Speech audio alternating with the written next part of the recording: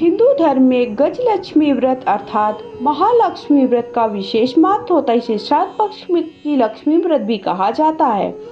भाद्रपद शुक्ल अष्टमी के दिन से यह व्रत शुरू होता है। 16 दिनों तक यह व्रत किया जाता है। इस व्रत में माँ लक्ष्मी का पूजन करते हैं। इस व्रत को करने से सुख, समृद्धि और धन की प्राप्ति होती है। तो अभी मैं आप सबको इस व्रत से जुड़ी हुई 3 कहानियां लेकर के आई हूँ। तो अगर आप सबको वीडियो थोड़ा भी पसंद आता तो प्लीज वीडियो को लाइक करिएगा, चैनल को सब्सक्राइब करके बेल आइकन को दबाइएगा, ताकि जो भी वीडियो आप सबको अपलोड करूँ तो उसकी नोटिफिकेशन आप सबको प्राप्त होती रहे। कमेंट बॉक्स में जाकर के जय माता लक्ष्मी या हर हर महादेव अवश्य लिखिएगा। पहली कहानी है, महाभारत काल के दौरान एक बार महर्षि व्यास जी ने हस्तिनापुर का भ्रमण किया। महाराज धृतराष्ट्र ने उन्हें अपने राजमहल में पधारने का आमंत्रण दिया। रानी गांधारी और रानी कुंती ने मुनि वेद व्यास से पूछा कि हे मुनि, आप बताएं कि हमारे राज्य में धन की देवी माँ लक्ष्मी सुख समृद्धि कैसे बनी रहे। यह सुनकर वेद व्यास जी ने कहा कि यदि आप अपने राज्य में सुख समृद्धि चाहते हो तो प्रतिवर्ष अश्विन माह की कृष्ण पक्ष की अष्टमी को विधि विधान से महालक्ष्मी का व्रत करें। मुनि की बात सुनकर कुंती और गांधारी दोनों ने महालक्ष्मी का व्रत करने का संकल्प ले लिया। रानी गांधारी ने अपने राजमहल के आंगन में 100 पुत्रों की मदद से विशालकाय गज का निर्माण कराया। नगर के सभी स्त्रियों को पूजन के लिए आमंत्रित किया, परंतु रानी कुंती को आमंत्रण न भेजा।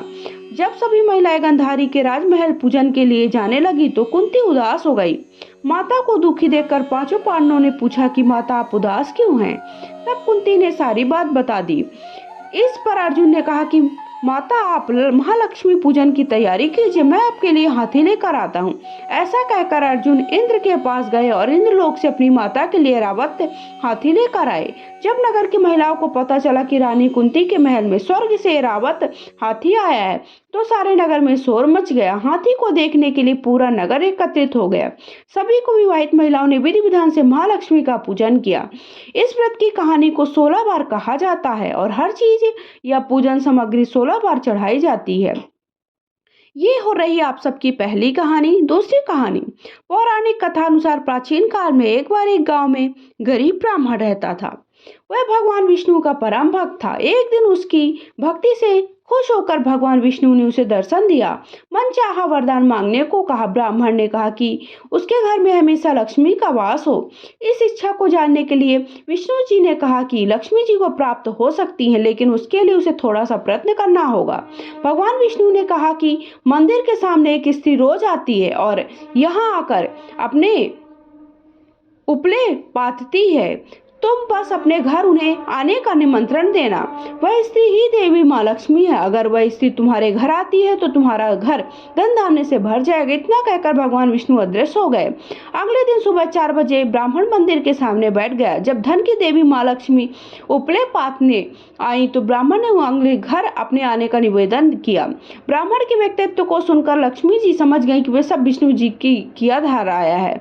माता लक्ष्मी ने कहा कि तुम 16 दिन महालक्ष्मी व्रत को विधि विधान से करो। रातों दिन चंद्रमा को अर्घ दो, मैं तुम्हारे घर अवश्य आऊंगी। देवी के कहे अनुसार ब्राह्मण ने देवी का व्रत और पूजन किया। उत्तर की दिशा की ओर मुख करके लक्ष्मी जी को पुकारा। अपने वचन को पूरा करने के लिए धन की देवी प्रकट हुई।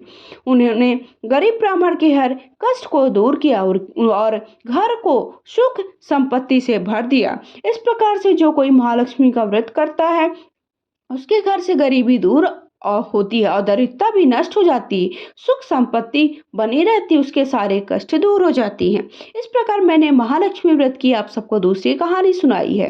अभी महालक्ष्मी व्रत की तीसरी और पौराणिक कथा आप सबको सुनाने जा रही हूँ। इसके पहले अभी तक आपने चैनल को सब्सक्राइब नहीं किया, एक बार फिर से मैं आप सबको कहूँगी चैनल को सब्सक्राइब कर लीजिए, ताकि महिलाएं प्रतिदिन के व्रत त्योहार कैसे करती हैं, किन नियमों का पालन करती हैं, पूजा कैसे करती है, पूजा में किन विधियों का से पूजन करना चाहिए, सारी जानकारी के लिए आप सब मेरे चैनल को सब्सक्राइब अवश्य करिएगा। तीसरी कहानी के अनुसार एक बार भगवान विष्णु मृत्युलोक यानी भूलोक में गमन करने के लिए निकल पड़े। माता लक्ष्मी ने भी निवेदन किया कि वह उनके साथ आना चाहती हैं। भगवान विष्णु उनके स्वभाव से परिचित थे, इसलिए पहले ही उन्हें आगाह किया कि आपको एक ही शर्त पर साथ लेकर चल सकता हूँ। माता लक्ष्मी मन ही मन बहुत खुश हुई। चलो सशर्त ही सही भगवान साथ ले जाने को तो मान गए।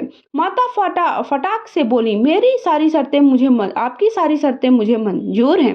भगवान विष्णु ने कहा कि जो भी मैं कहूँ, जैसा मैं कहूँ आपको वैसा ही करना होगा। माता बोली, ठीक है, आप जैसा कहोगे मैं वैसा ही करूँ। दोनों भूलोक पर आकर विश्राम करने लगे। एक जगह रुककर श्री हरि ने माता से कहा कि मैं दक्षिण दिशा की तरफ जा रहा हूँ, आपको यहीं पर मेरा इंतजार करना होगा। यह कहकर भगवान विष्णु दक्षिण दिशा की ओर बढ़ गए।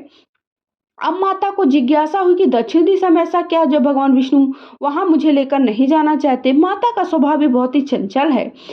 उनसे वहां पर ज्यादा देर नहीं रुका गया, वे भगवान विष्णु की तरफ ही बढ़ने लगी। आगे जाकर माता को सरसों का खेत दिखाई दिया। उनकी सुंदरता से माता का मन मोह लिया। वो फूलों को तोड़कर अपना श्रृंगार करने लगी। इसके बाद वो कुछ दूर आगे बढ़ी। गन्ने की खेत दिखाई दिए। गन्ना चूसने की इच्छा तो गन्ने तोड़कर उन्हें चूसने लगी। भगवान विष्णु वापस आ गए। सरसों के फूलों से सजी माता लक्ष्मी को गन्ना चूसते हुए देखकर भगवान विष्णु उन पर क्रोधित हो गए। भगवान ने कहा, आपने शर्त का उल्लंघन किया है। मैंने आपको वहां रुकने के लिए कहा था, आप नहीं रुकी। किसान के खेतों से फूल व गन्ने तोड़कर आपने अपराध किया है, आपको इसकी सजा मिलेगी। भगवान विष्णु ने माता लक्ष्मी 12 वर्ष तक किसान की सेवा करने का श्राप दे दिया। स्वयं क्षीर सागर गमन करने चले गए। अभी बस माता लक्ष्मी को किसान के घर रहना पड़ा। एक दिन माता लक्ष्मी ने किसान की पत्नी को देवी लक्ष्मी की प्रतिमा की पूजन करने को कहा। बोला कि इससे तुम जो भी मांगोगी वो तुम्हें मिलेगा। कृषक की पत्नी ने वैसा किया। कुछ ही दिनों में उनका धन धान्य से घर भर गया। हंसी खुशी समृद्धि से 12 साल बीत गए। जब भगवान विष्णु माता लक्ष्मी को लेने आए, किसान ने माता को न जाने देने का हठ किया। पर माता लक्ष्मी ने कहा कि कार्तिक कृष्ण पक्ष की 13 के दिन यदि वह विधि विधान से मेरी पूजा करेगा तो मैं घर से नहीं जाऊंगी, लेकिन वह उस दौरान उन्हें दिखाई नहीं देगी। वह एक कलश की स्थापना करे, उसमें कुछ धन रखे, यानी धन की लक्ष्मी का रूप हो। इस प्रकार 13 के दिन किसान ने माता के बताए अनुसार पूजा और कलश स्थापना की। किसान का घर धन धान्य से पूर्ण रहेगा। तब से लेकर आज तक धनतेरस पर माता लक्ष्मी की पूजा करने की परंपरा चली आ रही है। तो इस तरह से मैंने अंतिम और तीसरी कहानी महालक्ष्मी व्रत की बताई। महालक्ष्मी का व्रत का जो पूजन होता है वो शाम के वक्त किया जाता है। तो शाम के वक्त आपको पूजन कैसे करना है उसका वीडियो पहले मेरे चैनल पे अपलोड कर दिया है कि महालक्ष्मी के 16वें दिन आपको व्रत का उद्यापन या पूजा जो भी आप समापन मान लीजिए, अगर आपने 16 दिनों तक रखा तो समापन आप कैसे करेंगे, ये सारी जानकारी के लिए मैंने पहले ही चैनल पे वीडियोस अपलोड किए हैं। प्लीज़ आप सब जा करके जरूर देख लीजिएगा। साथ ही साथ आप मुझे इंस्टा पे फॉलो कर सकते हैं। इंस्टा पर प्रत्येक दिन किन उपायों को करना चाहिए परम पूज्य गुरुदेव की कथा से सुनाकर मैं आप सबको वहाँ पर अलग अलग उपाय लेकर आती हूँ। श्राद्ध पक्ष में कौन से उपाय करना चाहिए ताकि आपके जो भी पूर्वज हैं वो प्रसन्न रहें। अगर आपके पूर्वज नाराज रहेंगे तो घर में सुख शांति बिल्कुल भी नहीं रहेगी और आप चाहे जितना भी कमा लेंगे आपके घर में धन और वैभव कभी भी नहीं रहेगा। इसलिए आप चाहते कि घर में सुख शांति बनी रहे, वैभव की कमी ना रहे, महालक्ष्मी का हमेशा वास रहे। तो 16वें दिन आपको इस तरह से महालक्ष्मी व्रत कथा पढ़ करके अंत में आपको आरती करनी है। पूजा का विधि विधान मैंने सारा आप सबको चैनल पे अपलोड कर दिया, वहां जाकर देख लीजिएगा।